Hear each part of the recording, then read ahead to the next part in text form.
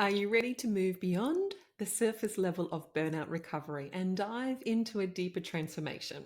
Of course you are. It's why you're here. So, last week's episode, we laid the groundwork for your journey from burnout to bliss, and we covered the first three pillars.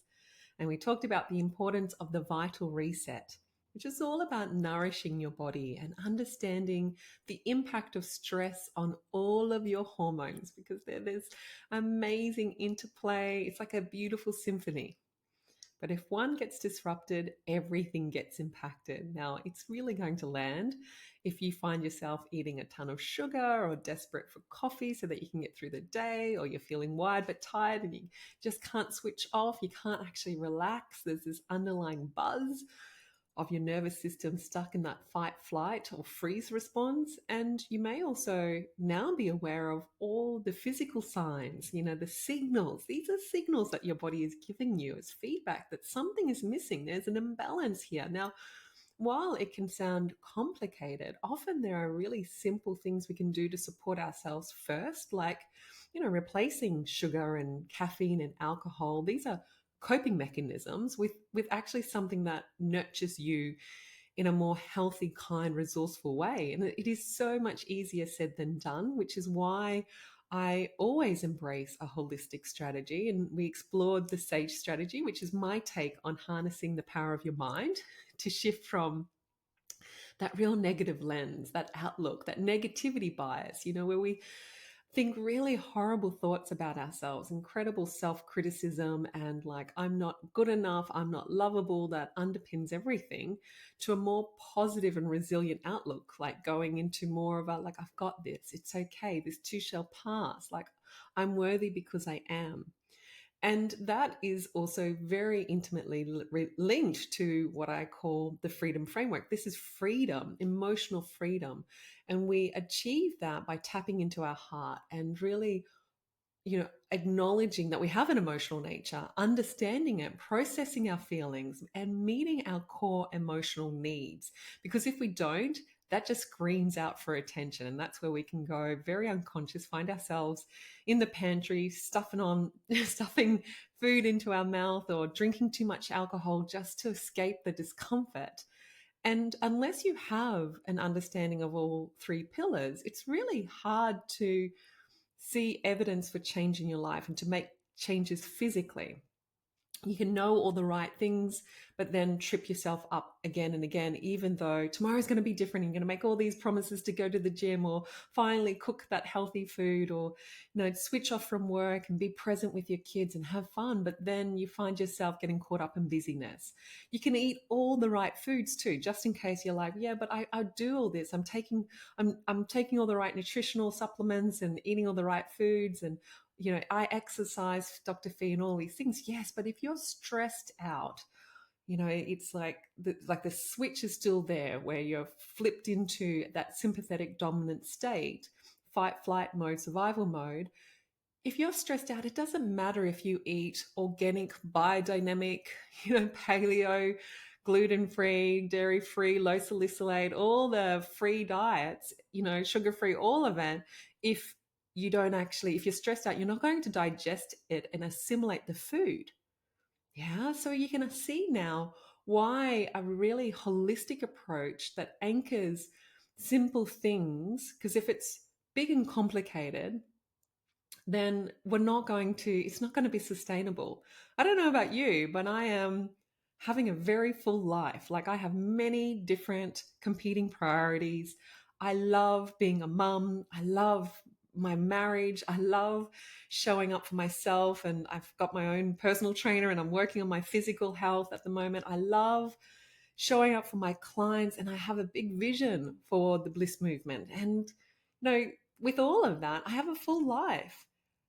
And so if I start talking to my clients about, oh my gosh, these big complicated diets and, hour long each day yoga sessions and really complicated things, is it going to be sustainable? It might be, because we are high achieving driven women for a period of time.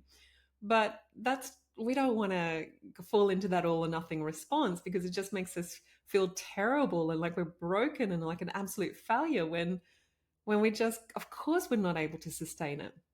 So, again, a holistic approach anchoring simple things that address the body, the mind, and the heart. It's critical for quick and sustainable change. But the journey doesn't end there. This is a burnout to bliss process. And it's time to go beyond our minds. Now, at the start of my burnout recovery, God, even though I felt so dreadful, it was horrible. I was just overwhelmed with absolute anxiety. The weight of the world was on my shoulders, actually was stifling, it was on my heart. I felt so depleted and lost. And through divine grace, Providence, I came across this quote from Ram Dass, a beautiful spiritual teacher. And his quote is, everything in your life is there for your transformation. Use it. And as I read it, it just struck this incredible deep, like a chord so deep within me. And it's something that I just, in moments of hardship or heartache, it's like it just floods my mind. And I just think, wait up, everything in my life is there for my transformation. Use it. And I think it's those words of like, use it. It's a choice. Use it, Fee. Now, at that time, I wouldn't have said that I was particularly spiritually inclined, okay? I was certainly open. I certainly couldn't talk about God, the G word. I had a real opposition to religion based on certain events in my life, and just also, just had shut that side of me down, I think, in a desire to fit in with people. And I became quite blunted because of my medical training. And, I just thought, I was just believed, like I was conditioned to be very much focused on science as the dogma, and judging everything else. And so when I found myself in burnout, I had this moment where, well, I decided to give energy healing a try, which, honestly, I was desperate. Just to really give you the context of why I said yes to my sister, it wasn't anything that I respected. It certainly didn't value it as a conventional doctor. I didn't seek it out, but my sister, who I love and trust and adore, and she's an engineer, so she's got a very strong science background. She recommended it. And so I couldn't ignore it. I laughed at her. I criticized her too. I projected onto her and was just like, oh, you're such a hippie, rolled my eyes. But actually, I came crawling back going, you know what? My back is up against the wall. And if you think I could benefit from it, I'm going to give it a go. And it was a profound, life changing experience that actually made me question everything. So from there, I just inadvertently found myself on a spiritual path, a path where you question, like this is a path where you question everything and you question who you are, what it's all about. And it's actually a joy to have these questions and to remain curious. It's not like black or white, it's possibility and opening and like stretching beyond what you think, the logical mind.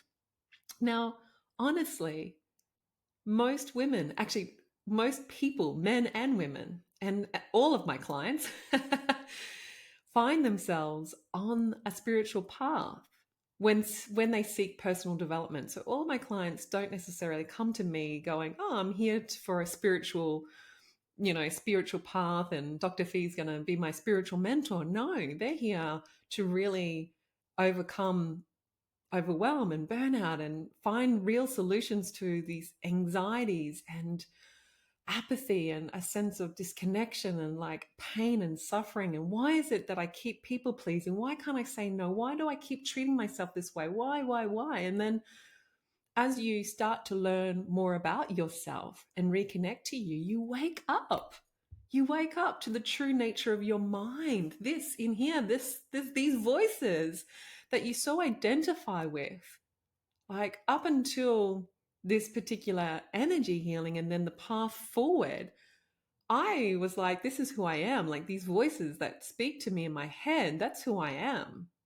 I am my mind, but I'm not. You're not, because there's something in there that's watching your mind. That's who you are. And that's where you start to discover this bigger self, the witness, the soul, the higher self, the God self, the quantum field, infinite intelligence. That's who we are. That's who you are.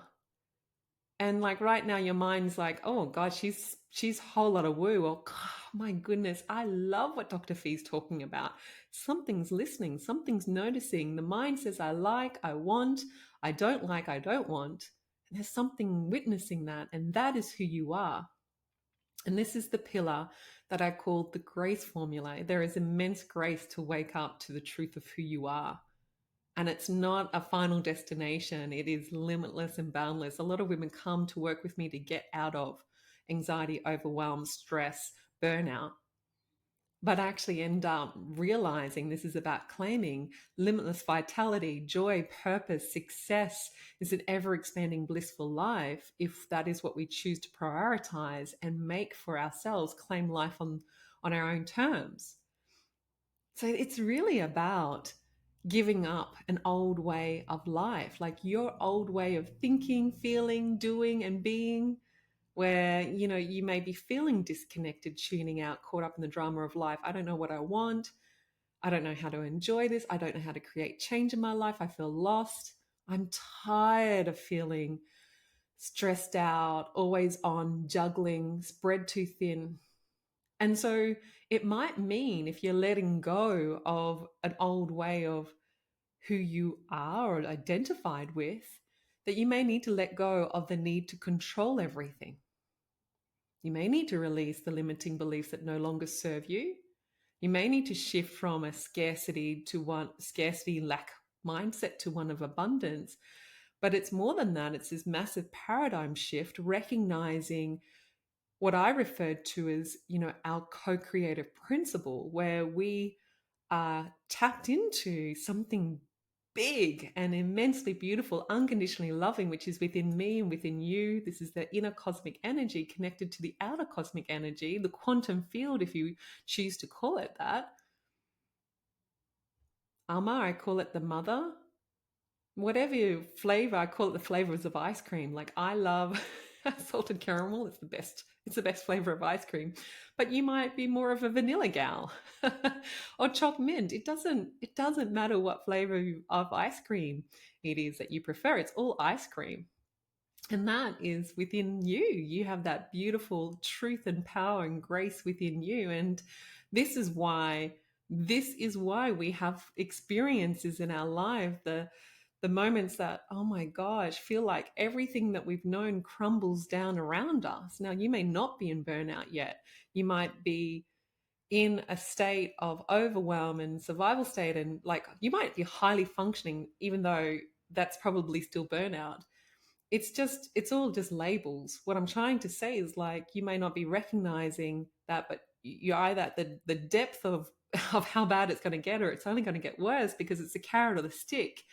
And it's there to serve us, to wake us up. We either notice these signals and make decisions early to realign us so that we're on the right path for us, in that's absolute congruent, tapped into our heart, claiming life on our own terms, you know, or the universe gives us these big life challenges that support us to come back to the truth of who we are. I mean, this is why we're having a human experience. There's a reason for this. And I hope this lands the right way, because it is a silver lining to your burnout. And I completely agree where you're like, oh my gosh, you know, I could have done without this immense heartache and loss and lack of confidence and self-doubt and all the physical stuff that goes with it, and divorce. Like, it's the 4 Ds, like disease, divorce, disaster, and death, right?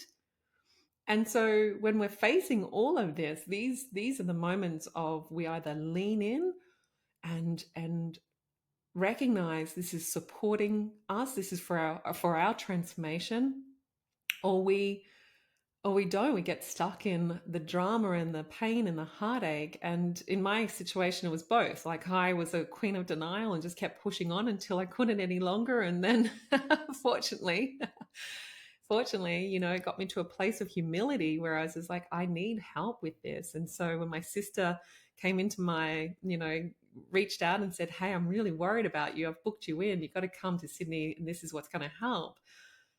sure, I rejected it. Sure, I fought initially, but there was a part of me that was like, yeah, yeah, yeah, I need this. Thank you. I need this. I need this support. I need this help. I need to resolve this. Now, right now, when you discover, even if you're just open, and I know I'm speaking to a part of you that is so big, and sometimes it can feel a little scary, but keep leaning in to discover that part of you, because within that is the joy and the peace and the bliss that you've always been seeking. Like, we think it's in the positions, like the titles, or for me, like always living 5 years, 10 years ahead, like always thinking when I get there, then I'll feel, that elusive someday. When I finally finished my Masters of Public Health, I received a distinctions for that, right? I'm incredibly intelligent. Could I celebrate it? No, I just popped it in, received it in the mail, and I just put it aside and continued with life. Like, it was like,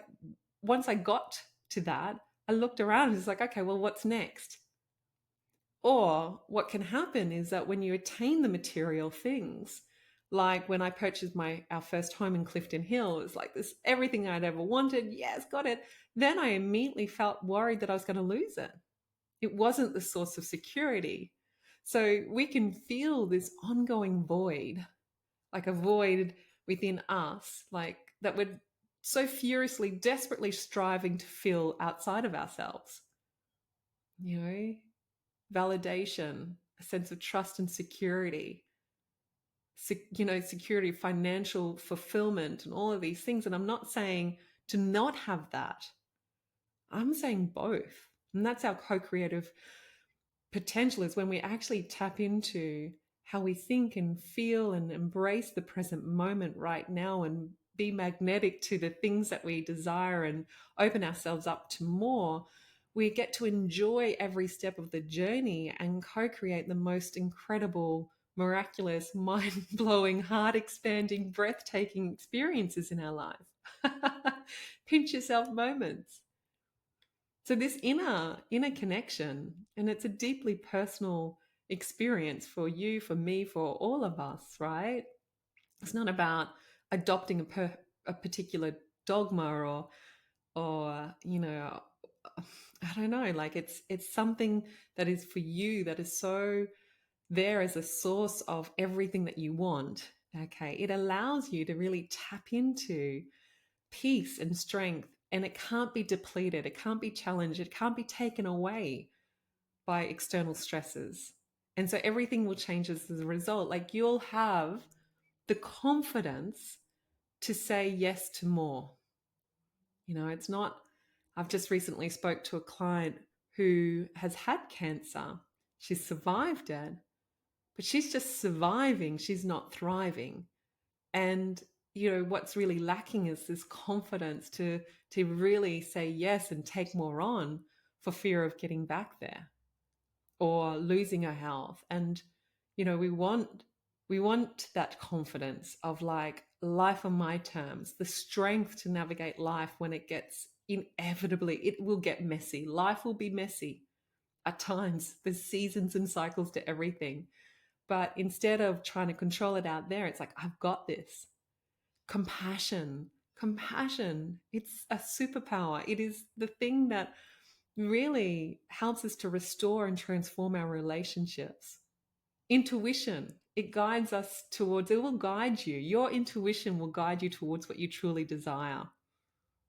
Flow and synchronicity, rather than that hard work and effort, being tapped into your higher self, your soul, the spiritual element, the aspect, the co-creative potential that is you, like, that helps you to be in life, enjoying life in flow, being present to your good, and being able to actually enjoy your success.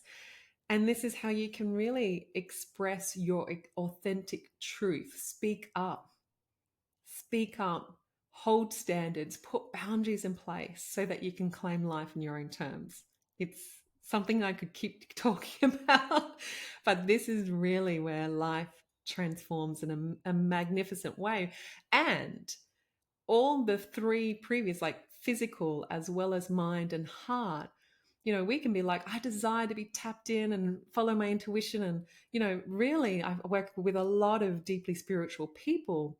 But if you don't know how to meet yourself on a physical, mental, and heart level, so body, mind, heart level, you will not be able to hear the intuitions or the inkling of your soul or the whispers of your soul, because there's so much noise happening in there.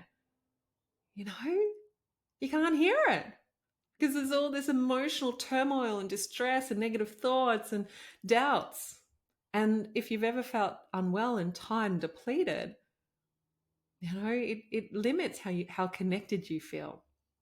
So now that we've explored the power of connecting with your inner wisdom through the grace formula, let's look at how that inner transformation will make the most profound impact on your relationships. Because when we're stuck in a survival mode, focusing on what we don't like, and we really struggle to have any energy to give ourselves and the people we love, like you've just got nothing left in the tank, our relationships, they hurt, they struggle, and it's heartbreaking.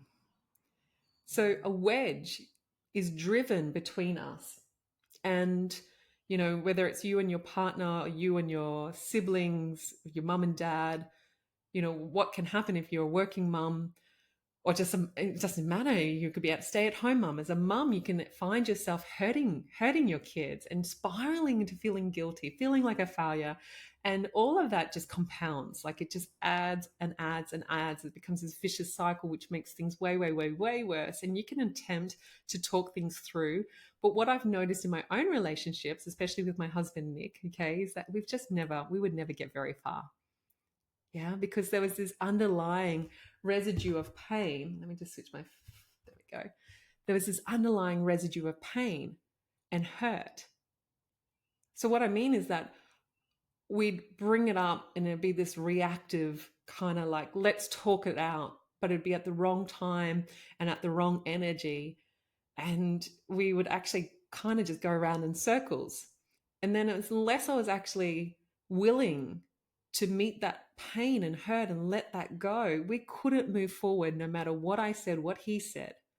And sometimes I would say one thing, and like on a conscious level, I was like, I want to be compassionate and forgiving, and I want us to work this out, and I want us to, resolve it. But actually, what I would say, it would land another way. Have you ever had that happen?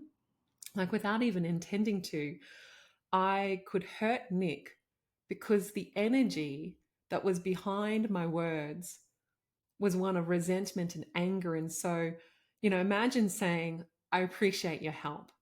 And if I said that with genuine warmth and gratitude, it feels and lands very different versus if I say it with underlying resentment or anger. I appreciate your help versus I appreciate your help. The words are the same, but the energy completely changes how they received. And that energy, sometimes we're not privy to it. We're not aware of where we're at, but people can feel us. Like when I realize that people feel us, not just hear us. Like I walk in a room and people can sense where I'm at. I could meet someone for the first time, and if I was disgenuine, or I could see if I feel that they were distracted or whatever, it impacted how I wanted to respond to them. When I discovered this, everything changed. Like I recognized that what was in my control in my relationships, because there's a sense when you're in burnout and you're spiraling into a relationship breakdown, and it's just like a huge list of history of anger and conflict, and even not necessarily conflict or explosives, like just some people just simmer in their relationships where it's like they push down the experience and they push down the hurt and the resentment, and it's just like simmering there, and they end up just holding back as a protective mechanism, like I'm fine, I'm good, and they tell themselves everything's okay. But you end up just driving, like I said, this huge wedge, or you're pushing them away, you're not communicating about the things, and you know it, but it's just like I'm not willing to because of this, and this. It's like we're keeping this tab, the tab's open. And your browser is just full of 100 tabs of all the things that haven't been resolved, that have been said or hadn't been said, or have been done or hadn't been done, that you're holding on to. And that's in our control. And just like your browser, if you've got every tab open up because of all these things that haven't been resolved, oh my God, it's going to freeze. So you're going to blow up the system. Your computer's going to crash. The relationship will crash. You'll have no energy to move forward. And that is in our control, in that we can really shift that. And that's where the first four pillars are it's life changing. And when you change your life, it changes your relationships. The more empowered I became with myself, remember what last episode I talked about this. It's like, who am I? What are my needs? How do I give myself what it is that I need? Often in relationships, we can get caught in these patterns of needing something from Nick, like, I don't know how to love myself. So, Nick, you better be that constant source of love. I don't know how to approve of me. So, you better be my constant source of approval.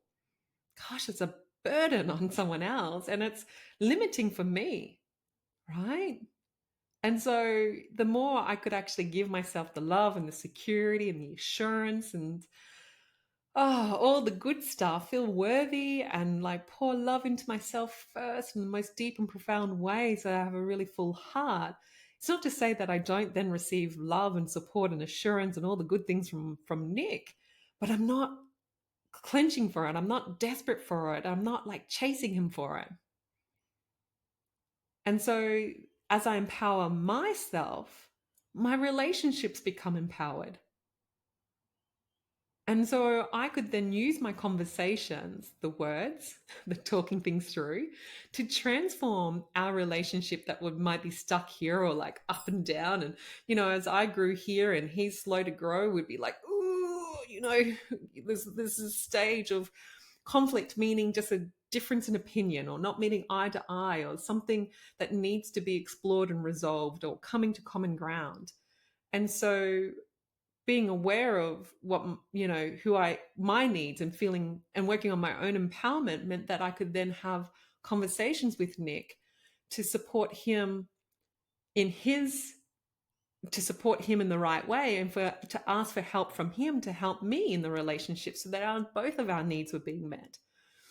And so when I would communicate after recognizing this, I would then bring up a topic and communicate to my husband, and he'd be like, well, why didn't you tell me? Like, why didn't you say something? And I'm like, oh my gosh, I've spent months or years.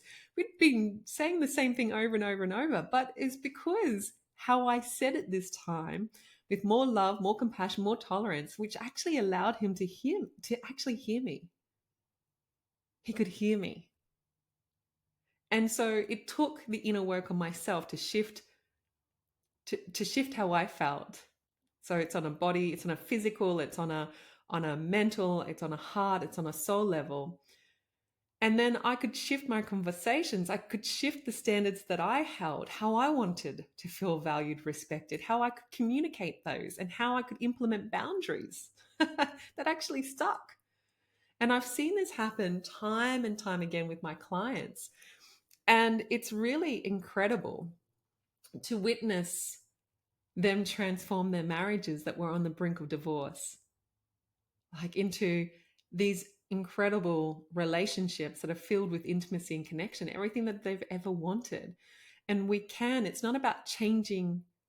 This is not about like, let's figure out how to change Nick. It's about, as I shift myself, I create space in the relationship for Nick to step up. It's still his responsibility, but we create room for change to happen. And so I refer to all of this and all these incredible elements as the Lionheart Framework. It sometimes it takes bravery to have these big conversations and to really embrace our vulnerability, even if, like, Nick and I have been together for 19 years. And this is even with these people that we know for a long time, and we've made this beautiful commitment of marriage together.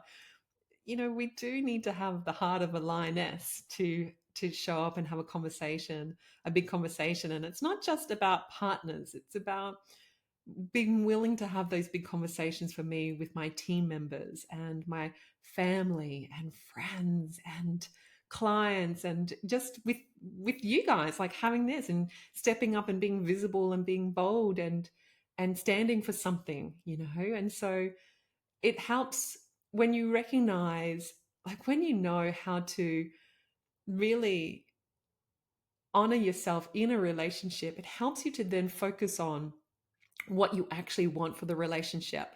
If you don't do this, our default, which is the egoic default of like, who's right, who's wrong, those conversations that you have, is like, no, you're not right, I'm right.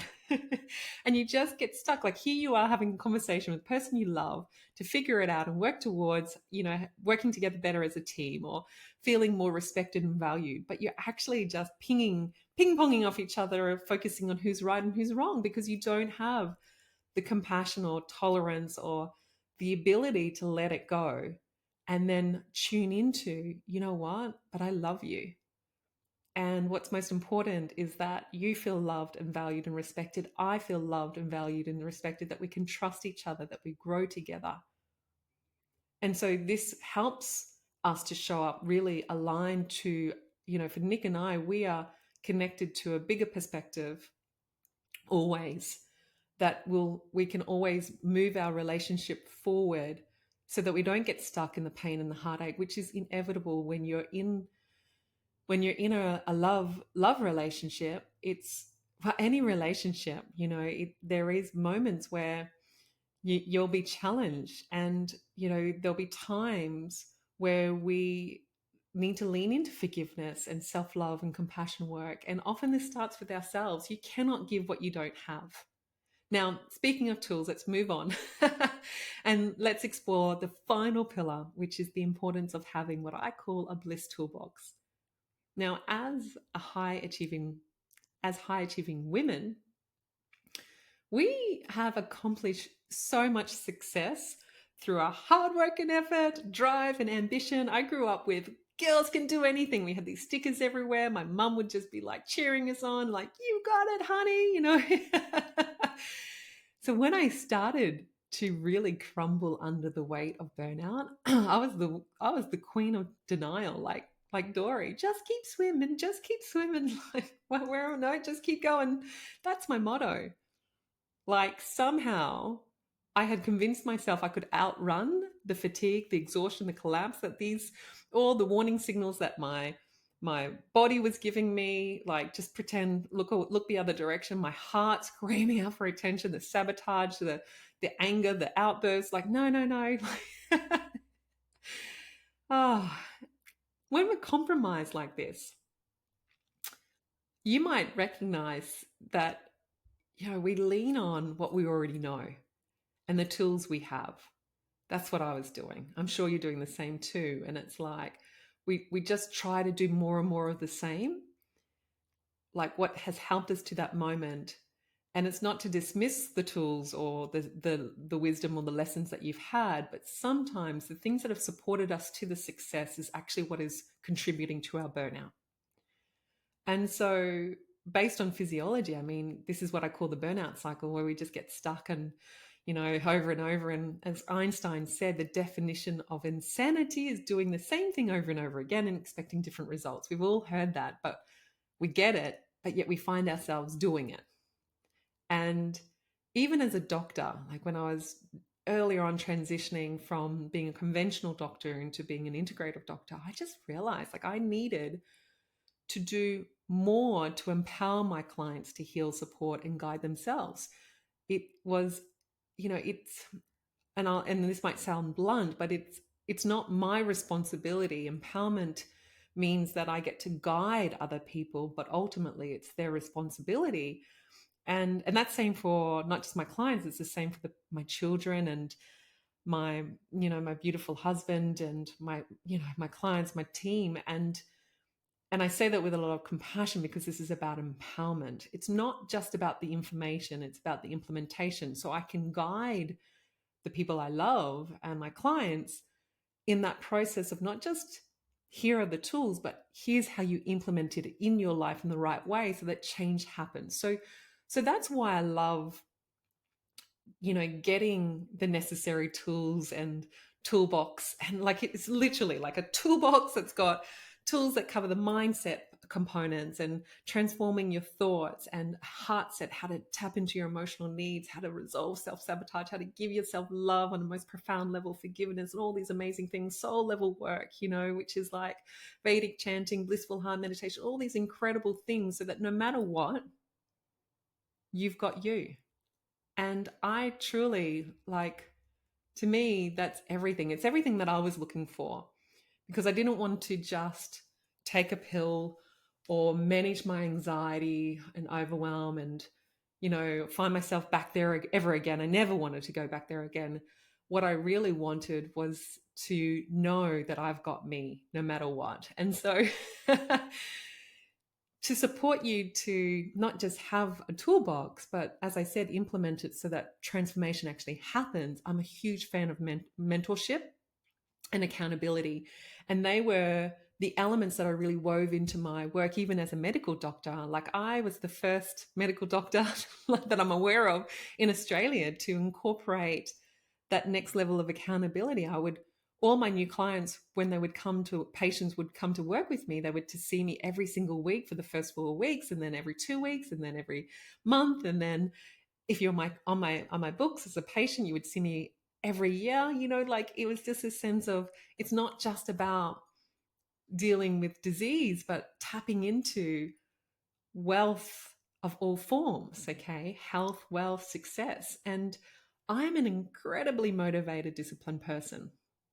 I really am. I'm hardworking, I'm smart, I'm intelligent, but I need so much help with staying accountable to my own well-being, to my own goals, to my own dreams. Like, I need accountability. This is why I invest in a number of mentors and guides. And so while having a Bliss Toolbox is an important thing, that I want you to think about, what is in your Bliss Toolbox? What do you have that addresses things on a physical, mind, body, spirit level, that supports you with your relationships and having those big conversations, healing? That's important. Having a mentor, someone by your side who can provide you personalized guidance and accountability and support you to navigate challenges and accelerate your transformation, like, that is so important. It's something that we're all worthy and all deserving of. And the reason is it just ultimately, it helps us, because we often don't know what we don't know. And what I mean by that is that it's unseen. We think we get it, but consciously, we're only in the conscious mind 5% of the time. There's all these factors that are playing out, and we trip ourselves up and up and up over and over and over again. And a mentor is one who has navigated the same similar journey as you, and can, like, point out, oh my gosh, this is what's going to trip you up, and watch for this, and normalize the process. And one of the greatest gifts of our Burnout to Bliss program, which is our 12-week deeply transformative holistic program, is community, and being a part of a community with other women who are just like you, all putting their hands up to be like, enough. It's time for me to claim life on my own terms. And often they'll be asking questions that you didn't know you needed to ask, and sharing their inspiration and what lands for them. And when you hear it through their lens, it can be powerful. And often we need to hear things a number of different times. And so, to me, I love being a part of a community and sisterhoods. And I am, because there's different sisterhoods that feel different needs for me. And it helps me to stay in alignment with what is most important to me, and to truly embrace my bliss. So there you have it. Okay. The Vital Reset, the Sage Strategy, the Freedom Framework, the Grace Formula, the Lionheart Framework, and the Bliss Toolbox. Body, mind, heart, soul, our relationships, and living it in life, and the Bliss Toolbox, so that you've got you. These are the 6 pillars that will support you in transforming burnout into bliss, creating a life that you truly love, like heart expanding, mind blowing, filled with purpose, joy, deep connection. And as I shared at the start, like, it's about claiming an ever expanding blissful life. No matter where you're at in your recovery of burnout, these are the pillars that are going to support you. And I know seemingly you're like, whoa, this is so complicated. You mean this, and it's little things that we do in each of these that then, it's like this amazing cogwheel. You do this, supports this, supports this, supports this. And then before you know it, it's like success fuels success, love fuels love, health fuels health, wealth fuels wealth. And it's just this amazing momentum, because it has to be simple, that we can, simple changes that we're embracing consistently, so that before you know it, like 1 week down the track, 3 weeks down the track, 12 weeks down the track, who you are is like dramatically different. Not that you have to change, it's about you rediscover yourself. And I want that for you. I want that for each and every one of you. And for me, it's for the rest of my life. And for my clients, they get that. Like, we really teach about the context for this work. It's not just about getting out of burnout, but claiming an ever expanding blissful life. And life is going to throw you different challenges here and there. And this is what you lean into in order to not lose your peace and have strength and navigate all of it with grace, so that it becomes this magnificent journey. And it's your precious life that you get to claim. So you now know, this amazing, beautiful information. It can only take you so far. And it's in the inspired action that the real magic happens. And if you're ready to really move the needle on your burnout recovery, I invite you to join me for Burnout to Bliss. It's my 12-week holistic program that incorporates so many incredible essential elements to create sustainable change that addresses burnout on every level. We kick off in July. It's very, very exciting. I've got a lot of women who are reaching out to me at the moment who are like, oh my gosh, I'm in, and we're exploring this to move forward. I want the same for you as well. So head over to the link in the bio and apply for your free breakthrough session. And this is a conversation with me, and I cannot wait to speak to you soon. Let's do it. Bye-bye. It's been so beautiful spending this time with you. If today's episode sparked something within you, please subscribe, leave a review, and share the love. Are you done feeling overwhelmed and burnt out? If you're craving a curated, holistic framework that addresses burnout on every level, body, mind, heart, and soul, to get you claiming your life on your terms, then my Burnout to Bliss program is perfect. Apply for a free breakthrough session with my team, and let's deep dive into your unique situation to help you reclaim your energy, joy, and power. Now, if you'd prefer to get a taste of what's possible, then come join our amazing Bliss Sisterhood. It's our low-cost, high-value monthly community membership, and you'll find the links to both in my bio. So stay tuned for the next episode, where we'll unlock even more secrets to living a blissful life. Remember, you are powerful beyond measure. Take care.